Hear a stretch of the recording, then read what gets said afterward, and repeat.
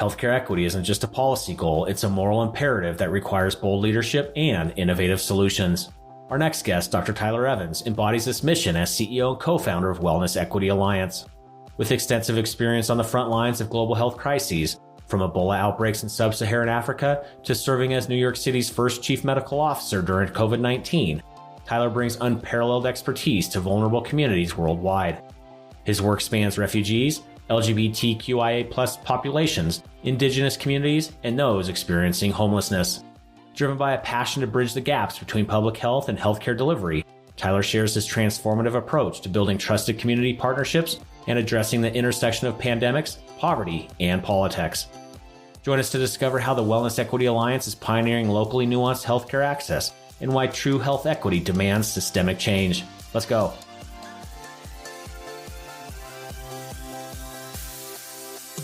Welcome to Passionate Pioneers with Mike Biselli, where we highlight and speak with the innovators, the game changers, and the pioneers who are deeply passionate and relentless in solving the problems our world is facing today. This is your opportunity to connect with and learn from these leaders and to support them on their mission. Perhaps they will soon be hearing your story as well. This is Passionate Pioneers with Mike Biselli. I look forward to having you on this journey with us.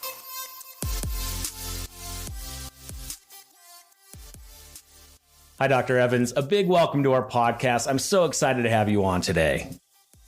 Thanks, Mike. Really excited to be here. Looking forward to the conversation. Well, given your extensive experience as an infectious disease and public health expert on the front lines of major disease outbreaks around the globe, your tireless work championing medical humanitarianism and health equity with vulnerable populations, as well as your groundbreaking role as the first chief medical officer for New York City, leading the COVID-19 medical response, I'm honored to have this conversation with you today.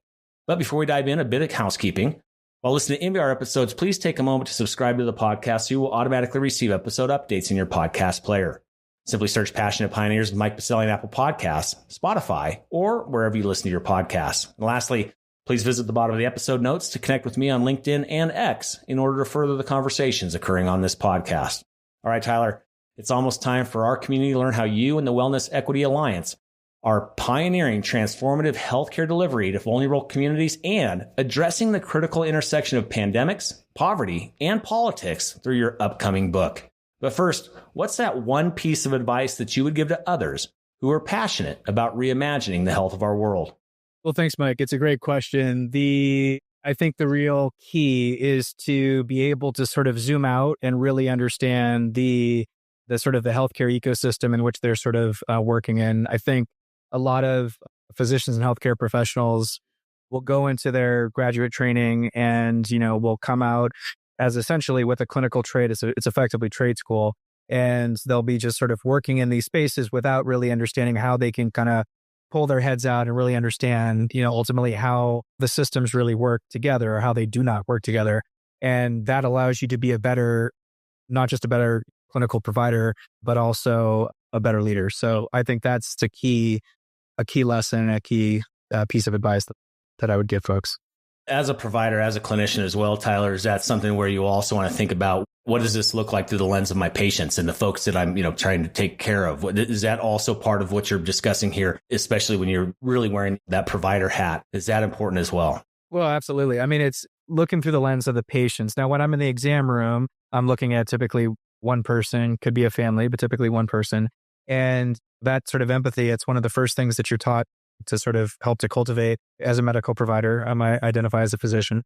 And so it's absolutely essential, right? And I, as one who provides clinical services to the historically marginalized, I understand that as a white, cis, hetero male trained in the United States healthcare system, my phenotype sometimes can trigger certain people. And, most of my patients are LGBTQIA+ or migrant communities or homeless. And so I'm very mindful about that. And I really try to put them as at ease as I possibly can. So I try to wear sort of signage and sort of things on my lapels or whatnot that demonstrates, my humility and my sort of cultural sensitivity. And again, I'm very sort of empathic to understand, kind of what that other person is seeing.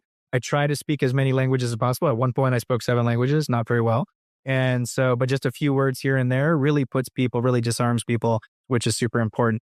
that's as a physician, as a physician leader, I now kind of treat the sort of the systems as my patient or the communities as my patients. And so I look at sort of these communities as a whole and understand kind of what is better needed for them. What do they really want? And listening is incredibly important. Well, we have a lot to discuss today. These leadership roles that you've taken in your communities all across our country and frankly around the world. Tyler, you've done so much for so many. And of course, we also got to discuss the upcoming book. It is a timely one. We're going to discuss all of this and more after we get back from thanking our community champion sponsor. Healthcare faces a paradox that echoes through generations. While the current practices that help heal patients today are vital, it is crucial to evaluate them through an environmental lens. OSHA's Responsible for Tomorrow initiative is a collection of interviews featuring influential thought leaders and industry experts like you who share their sustainability strategies, insights, and provide valuable perspectives from diverse industries to inspire innovation within the healthcare sector. OSHA invites you to join this journey. Want to share your sustainability story? OSHA is actively looking for partners to highlight the important and inspiring work being done around the globe. Check out OSHA's Responsible for Tomorrow initiative and series at OSHA.com. That's OSSUR.com. Or visit the episode notes and click on their link. Together, and with OSHA helping lead the way, let's all be responsible for tomorrow. All right, we are back with Dr. Tyler Evans, CEO, Chief Medical Officer, and co-founder of Wellness Equity Alliance. Tyler, we have so much to discuss today. One heck of a journey that has taken you literally around the world. And of course, a lot of the wonderful work that you've done here stateside through one-in-a-lifetime type of experiences for many of us, like COVID-19 and leading that response in one of our biggest cities in our nation. And of course, as well, we definitely have to discuss what you're seeing on the horizon, what we need to be mindful of in this very fast and ever-changing landscape of public health and health policy, if you will. And then we can't let you out of here until we discuss the upcoming book and maybe some tidbits and maybe some sneak peeks you can share with us as well. But of course, first, Tyler, unpack this a bit. How did you get into this body of work? Where did this passion become ignited inside of you? Obviously, you could tell on the front end, you are very passionate, very driven and committed to this space. How did this all come together in the first place? And then, of course, we got to discuss how the alliance came together. And then, of course, we'll discuss the book as well. Well, thanks for asking that, Mike. I think the best way to kind of unpack the journey is sort of breaking it up into three different sort of chapters, as it were. The first chapter was my own sort of personal experience or struggle of losing my family at a young age. And everybody passed away by the age of 21 for me. And so that was rough, naturally. And, I was really sort of left without much. And so, I was really sort of accelerated my sort of self-reliance or my maturity and allowed me to better understand or empathize with folks who experience calamitous or sort of adverse circumstances. And so while it may not have been the same as, people sort of struggling to sort of, eke out their daily struggle with sort of, poverty and disease and famine, there was a degree of empathy that I felt that I could connect. So that was a first important sort of chapter. Second chapter was working in Africa in the 90s and 2000s. I was fortunate enough to have worked in places like Uganda and South Africa, late 90s, early 2000s. Now, this was the time that, Mandela had sort of come out of prison, out of Robben Island, had passed the keys over to Thabo Mbeki in South Africa. And there was a big focus on HIV in South Africa because, we started to track it, but we had better sort of screening modalities. And we had the medications, but we could not get the medications to the majority of the folks who actually were sick. And so we had so many people that were sort of becoming further sort of immunocompromised and sort of deteriorating. Saw too many kids that were vertically transmitted with mother-child transmission. And that, to me, that was my sort of call to action. And so, I connected that sort of childhood or adverse experience to this. And I said, this is something that I could dedicate my life to. So I sort of continued that journey and then sort of worked in public health prior to going into medicine. So I was a little bit older going into medicine, working as epidemiologist, working with the United Nations, working in places like India and Haiti and Latin America. And then when I actually became a physician, and actually even during my residency training, I started to work more in the global South, worked with Doctors Without Borders or Médecins Sans Frontières, working in nations like South Sudan, where I was the only doc for 29,000 internally displaced people or otherwise refugees that can't leave borders. In addition to working on the Ebola response, I worked with the Indian Health Service on the Wind River Reservation as the community health director out there. Mean survival out there was 53. That's in the United States. That was to me an absolute sort of a non-starter in terms of, where we are in terms of sort of public health and healthcare in this country. So there were just so many just sort of disparities that really just sort of firmed up or affirmed the journey that sort of I have been on, and I've been on it ever since. Wow, that is incredibly powerful. And thank you for kind of setting the stage there, Tyler, as well. Of course, been now a little over 4 years with the Wellness Equity Alliance that you and the team have been running now, and having really finding great success there, and especially during these times when it's needed now more than ever.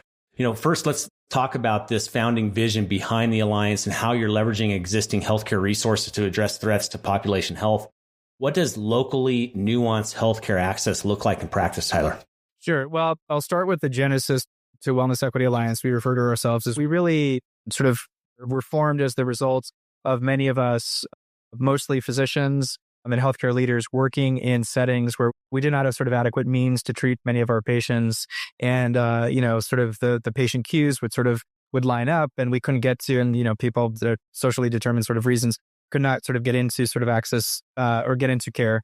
And so that for us was very challenging. And the pandemic or public health emergency really just accelerated that. And I call them the sort of the cracks in the pavement between particularly public health and healthcare. Public health and healthcare historically in the United States has not sort of integrated much, at all. And so we may not see much of that sort of the manifestations of that during blue skies, but during gray skies, during a public health emergency, we certainly saw it, right? And given the mortality that we saw in the United States, one of the number one in the OECD countries, to see that in a country that had this sort of existing public health infrastructure that should have done better, for us, but many of us, that was sort of a call to action. So for many of us that, I'd worked as the chief medical officer for New York City, I'd worked as a public health officer, I'd worked in FQHCs as chief medical officers. And so seeing the inability for us to pivot, for us to be flexible, for us to be nimble, particularly with respect to workforce, and get to the most historically marginalized communities, really was the most sort of compelling sort of nugget that really kind of caused us to sort of activate Wellness Equity Alliance. Prior to Wellness Equity Alliance, we had a company called Curative that we ran, and we administered over 2 million COVID vaccines. We did over 1 million in California. And what we saw in the beginning, where we were running pods called points of dispensing, places like Dodger Stadium, where we're doing like upwards of 14,000 shots a day. What we were seeing is, I sort of jokingly describe them as alliteratively as the triple C's, or Caucasians with cars and computers. And so we needed to do something about that. While it was awesome, while it was amazing to see how we could innovatively work with public health agencies to scale up these massive clinics, there was all of these people, the folks that were the most at risk of getting infected, the most of risk of adverse consequences as a result of infection, that were not getting into these services. So we really pivoted to work more with community-based organizations, to work with, trusted messengers, to work with community health workers, to really kind of get the message sort of out to those communities. And so I think that's where we're currently at now, is really trying to concretize those relationships with the communities as much as we possibly can to ensure that we have the trust and faith of those communities. There's a Pew study that came out years ago that said that, the number 2 trusted profession were nurses, number 3 were doctors. And so there's something that we have there. And while it's important and it's profound, doctors and nurses alone cannot really get the message to some of the communities who just don't trust the medical community, don't trust government systems, don't trust a lot of insurance companies, et cetera. So really having those community health workers and those CBOs being that sort of interstitial tissue or that connected tissue between us and them is critical.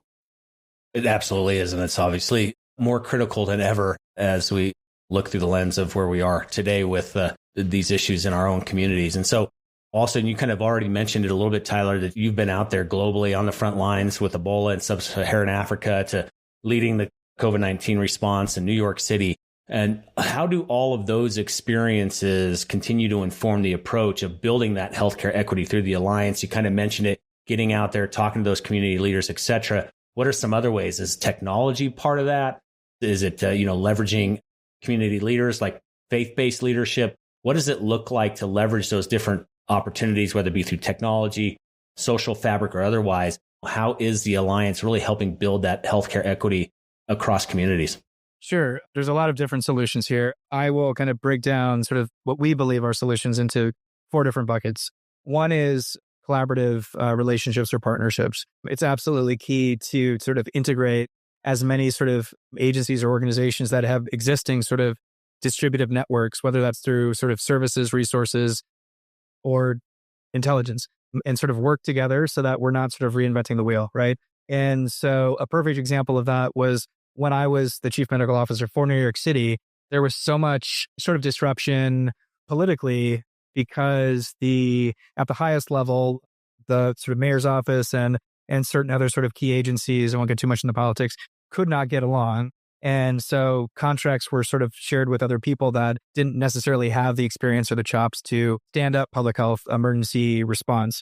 And so I came in with this previously completely useless experience working in places like Sub-Saharan Africa and the Middle East, understanding the difference between isolation and quarantine, spending a lot of time talking to City Hall about the difference because they would often confuse it. And because a lot of the agencies, particularly the New York City Department of Health and Mental Hygiene, the largest health department in the country, arguably the largest in the world, was effectively sidelined. So we created this systems coordination working groups where we focused on the social determinants of health, we focused on infection prevention control, and we focused on behavioral health and intellectual and developmental disorders. And that really allowed us to kind of create sort of backdoors to allow a number of different agencies to sort of come together. And we achieved a lot.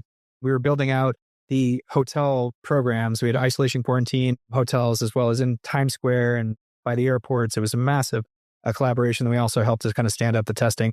That was a perfect example of how kind of like integrating these different agencies gave us agency to work together to really sort of not just synergize, but really activate or cultivate the sort of like the superpowers that a lot of us sort of have, because, it takes a village, right? Or it takes a sort of series of villages.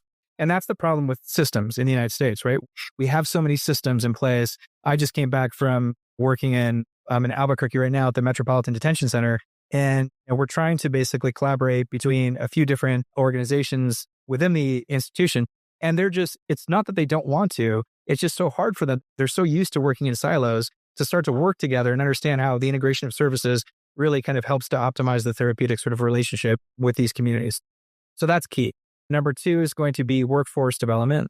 We're facing a significant, it's a crisis of public health professionals, of healthcare professionals. During the pandemic at a NICHO, National Association of City County Health Officials Conference, they identified that over 40% of public health positions were vacant. That was the 2023 conference. And that was the result of, sort of an exodus of a lot of public health folks because they were getting a lot of public health officers were getting death threats and they weren't making a lot of money to begin with. And it just wasn't enough. And so, that's where we're at with public health. With healthcare, we're facing significant shortages with behavioral health. That's a huge one. Nursing and clinical providers. We don't have enough physicians at all to be commensurate with sort of population growth. And we don't even have enough advanced practice providers either. So workforce development, really training different sort of more alternative sort of workforces is something we're really focusing on. So we work a lot with community health workers, as I was discussing earlier. Lay counselor training is something that we've already put a number of sort of cohorts through this training program, where essentially community health workers ultimately with training guidance become lay counselors. So they're able to provide behavioral health lay counseling to communities with lived experience, folks who kind of look and talk like the communities in which they're interacting with. So that's a key consideration.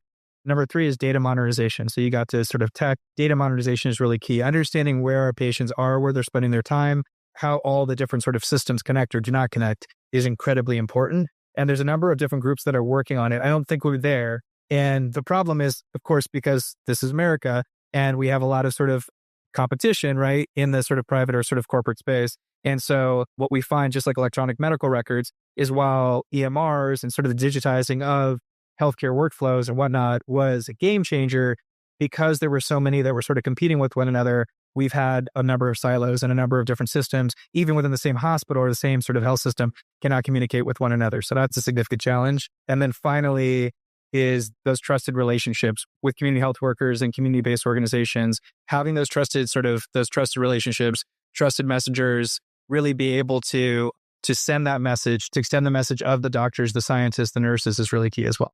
Appreciate that breakdown, Tyler. Very, very helpful. And of course, we got to pivot a little bit and talk about the book. It's an upcoming book titled Pandemics, Poverty, and Politics. And you write about depolitization of public health. and with the current administration's approach to public health leadership? And how are you seeing this politicization playing out in real time? And what are the consequences for vulnerable communities? Sure. So I'll respond to that in three different ways. One, I'd like to just kind of tee up the book. So Pandemics, Poverty, Politics. This was kind of a labor of love throughout my life. Spent about 20 years on this book, really kind of focused the last 2 years. But the subtitle is Decoding the Social and Political Drivers of Pandemics from the Third Plague to COVID-19. And it really sort of, and so it's sort of broken up into three different sections. First section is just kind of social medicine, social determinants of health, why it matters. This is really intended to be for a sort of crossover audience. So it's not just for healthcare professionals. It's really intended for influencers, policymakers, average folks to really kind of consume and understand this issue, because public health really affects everybody. Number two is breaking down pandemics, and I define pandemics in a particular way, from 1899 to the current. And throughout all of those, really identifying a rubric that asks a series of questions, 5 questions, whether or not there are kind of social and political sort of determinants or drivers of these pandemics. And hopefully through a series of sort of evidence-based literature, we bring the reader to the conclusion that yes, indeed, these are kind of socially and politically determined. And then the third section is, if you agree that these pandemics or public health emergencies are indeed socially and politically driven, and that is the common thread, what do we now do about it? Right? And so to your question, what are we doing about it? And what is the country, where the United States, to be clear, where are we currently at in terms of advancing that message? And the answer is we're going absolutely backwards.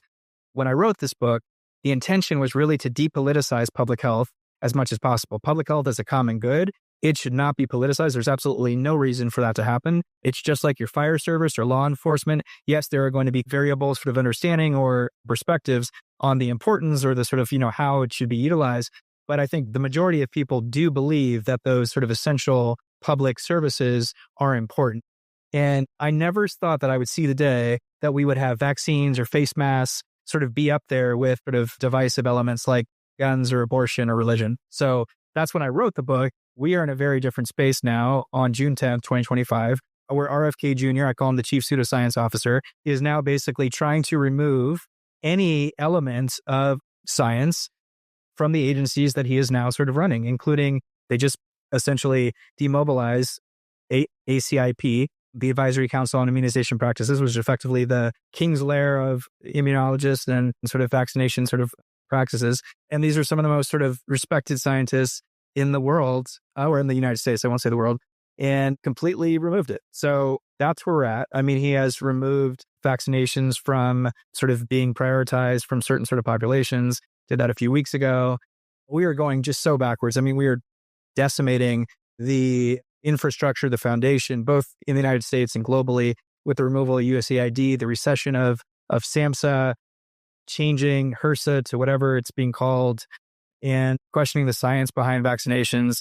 It's the opposite. And so what we're going to see, and really what the book predicts, is that if we do not address the underlying social and political drivers that impact healthcare access, we will get to areas of what I describe as population stress. And it's just like a pressure cooker, and you add a few other components in there, like some infectious disease outbreaks, and it blows out, like we saw with COVID-19 pandemic. So we are creating yet another perfect recipe, a perfect storm for that to reemerge. And it's just deeply unfortunate.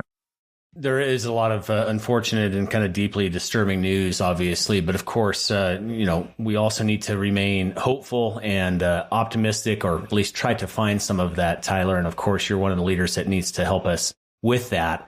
And so looking ahead a bit, what gives you any hope or the most hope about the future of public health equity? And what's maybe an actionable step or two that our listeners can take to support the kind of healthcare transformation that you are passionate about and that you are working toward?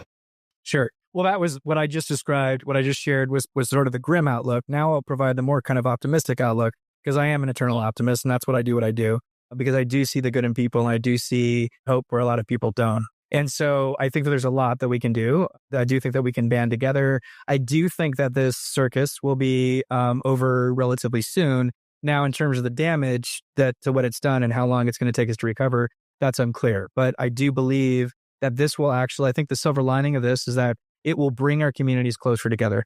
I was just in downtown Los Angeles with our street medicine team yesterday. I'm in Albuquerque in jails and school-based health centers today.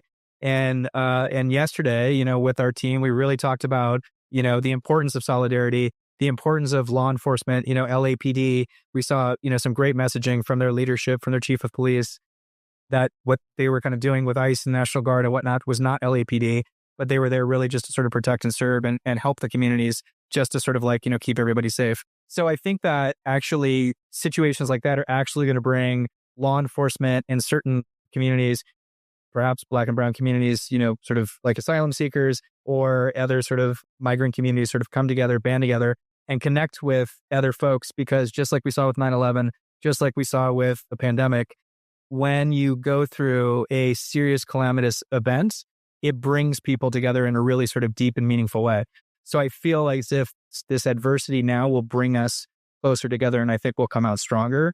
And the hope, though, is how do we hold on to that? And how do we really get the message out when it comes to the next sort of election cycle? How do we really understand what's important? How do we really, there was so much misinformation that was sort of distributed, or disinformation. And so as a result, we have this sort of, this very sort of unfortunate situation that I don't think a lot of people actually really sort of understood. And so if we can really band together and make sure that the messaging is clear to our communities and how that's going to impact public health and healthcare, which, I firmly believe we need healthcare for all, then I think we will be in a much better place. So unfortunately, there's going to be, a few very uncomfortable years, but I think that we will come out stronger and more informed together. Well, for our listening community, before we turn the mic back over to Dr. Evans to ask how we can be helping him, of course, head over to wherever you purchase your books and search it out, Pandemics, Poverty, and Politics by Dr. Tyler Evans. You can find that on Amazon or, again, wherever you may be finding your books to read online or otherwise. Again, Pandemics, Poverty, and Politics. We'll also leave a link, the Amazon link for the book in the episode notes. So, of course, Tyler, as you know, as we were working up to this podcast, we also love to help our guests. We have an incredible community rally around the podcast. What's one problem, need, or question that you have that our community can be helping you with? Well, great question. I think that the main piece that I often think about is how systems can better collaborate together, and thinking through sort of one almost sort of monolithic problem or sort of result. And so to better unpack that further, what I'm saying is, how can we have government agencies, healthcare agencies, educational agencies, social service agencies? How do we bring these communities closer? And I have my own opinions, but I would love to hear other people's opinions on this. I think as we think through some of the sort of solutions of how to sort of some of these sort of calamitous or adverse sort of waves that we're currently wading through, I think it's going to be important to really understand how we create these connections a little bit more. I think a lot of people think education, healthcare, government, these are all siloed and they don't sort of work together, but I don't think that's true. I think that there are opportunities to catalyze system transformation so that we can increasingly bring these systems together. And there are other countries that do that. So I would love to hear other people's kind of thoughts and feedback, on that. And I could share my email address and would love to kind of discuss this further, but really kind of advancing sort of this thought experiment on how we can bring these systems together in a more effective way. And it might be certain sort of like cities or counties that we focus on in order to do it better. Like I said, I tried to do as much as I could in New York City, but it'd be great to sort of open this up to other communities and see Wellness Equity Alliance works in multiple states. So we'd love to work and collaborate and help to build your capacity or help build your systems up. Where do those community members find you online, social media handles, websites, or otherwise? How do they track you down, Tyler? So old school, Tyler at wellnessequityalliance.com, Tyler at wellnessequityalliance.com. You could check out my website as well. It's tylerevansmd.com. Also check out Wellness Equity Alliance website. And then the book is published by Johns Hopkins University Press. So that is on their website, as Barnes & Noble and Amazon. So there's a few different sort of digital points that folks can connect. But please connect and would love to discuss further. Excellent. For our listening community, you can simply scroll on down into the episode notes with your podcast player where you're tuning in for this episode. Those contact points will be there for Tyler and his team. Of course, you can head over to our free global online community at passionatepioneers.com. There will be a post for Tyler's episode where you can leave comments, feedback, suggestions, or otherwise, and get those contact points online, again, over at passionatepioneers.com. Tyler, what a wonderful, wonderful conversation. Really appreciate you spending time with our community today. But before we let you out of here, we have one more piece for you. It's a fill in the blank. I'm a passionate pioneer because I'm a passionate pioneer because I did something that I think a lot of other kind of docs or healthcare professionals thought was crazy. During the pandemic, I started a business not to make money, but really to kind of solve a problem. And, during an emergency, not a lot of people are kind of thinking that, but I think COVID was a motivator of sort of career changes and whatnot for folks. So I'm really passionate about sort of being able to spread that message, understand the business, understand the systems, understand the public health piece, and you'll be a better provider, clinician as a result of it. Absolutely love it. I could tell throughout this conversation, Tyler, how dedicated and passionate you are. But again, thank you so much for taking a moment to be with our community, sharing everything happening in your camp. Of course, we'll have to keep tabs on you and look forward to continuing to follow your journey now that you're a part of this community as well, Tyler.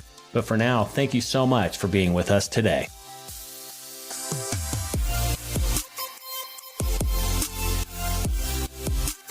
Thank you for joining us today on Passionate Pioneers with Mike Biselli. We'd love to hear your feedback about the podcast so we can continue to improve this community and to further support the pioneers being featured. Lastly, please take a moment to subscribe to the podcast and invite your friends and colleagues to join us. This is Passionate Pioneers with Mike Biselli. I look forward to having you back with us during our next episode.